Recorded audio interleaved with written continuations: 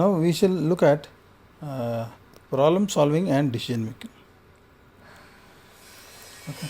So we come across a lot of problems, but we are now basically discussing about business problems, okay, economic problems, and how we decide on that.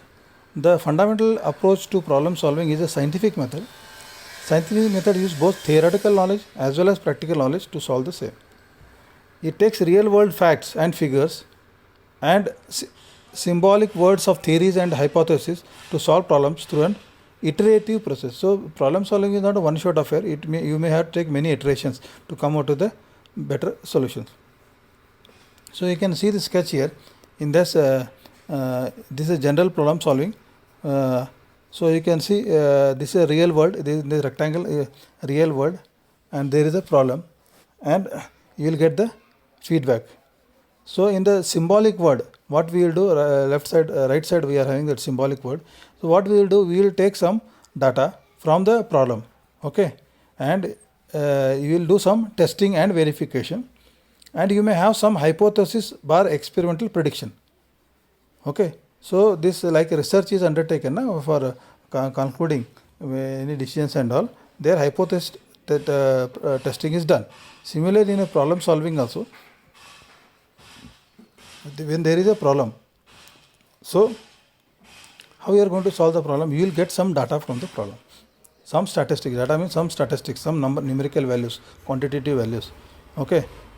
And based on that, you will do some experimentation or you will do some prediction, okay, and then you will verify also. Then whatever decision you want to take, you will verify it also with the real world again, okay. Problems in engineering and managerial economy originate in real life of economics, planning, management and control.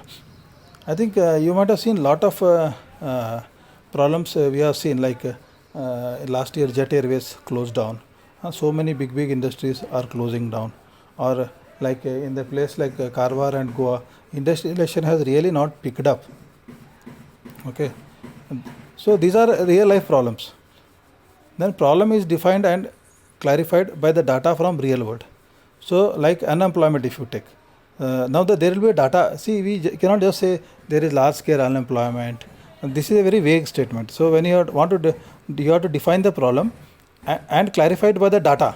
Now you go to the employment exchange in Goa and Karwar, then you get the data from the employment exchange. So many people, unemployed graduates, professional graduates and all. Then based on that, that is a real problem definition, not just vaguely making a blank statements. So this information is subjected to analysis based on the scientific principles to formulate hypothesis in symbolic terms. So when you get a data, take even an unemployment problem only. So whatever information you get from the district exchange, okay, that is that may contain some 70-80% data, but there will be still some 20-30% data which is not registered. People have not visited the district employment exchanges also, okay. So you will collect that data, and then this data information is subjected to analysis on scientific principles. So there are a lot of scientific principles in economics, statistics, econometrics and all, where you can apply those principles to formulate hypothesis. You will be formulating hypothesis and test it whether they are right or wrong, true or false, okay. By manipulating and experimenting, an analyst can stimulate and project reality in multiple configuration to understand the outcomes. So by manipulating and experimenting, an analyst can simulate and project reality in multiple configurations to understand the outcomes. A CAD software can alter product design in many ways. So now here is talking about some product. So when as you know, you have studied CAD, computer aided drawing. So in drawing, if there is any problem with the product basically, then you can use the CAD software to alter the product design and drawing. This is what it means to say, okay. So problem solving is a very scientific methods are there, and we will take the samples from the real world, we will test it in the symbolic world, and we will formulate an experiment, and then we will test it again in the real world. So this is about problem solving and decision making. Thank you.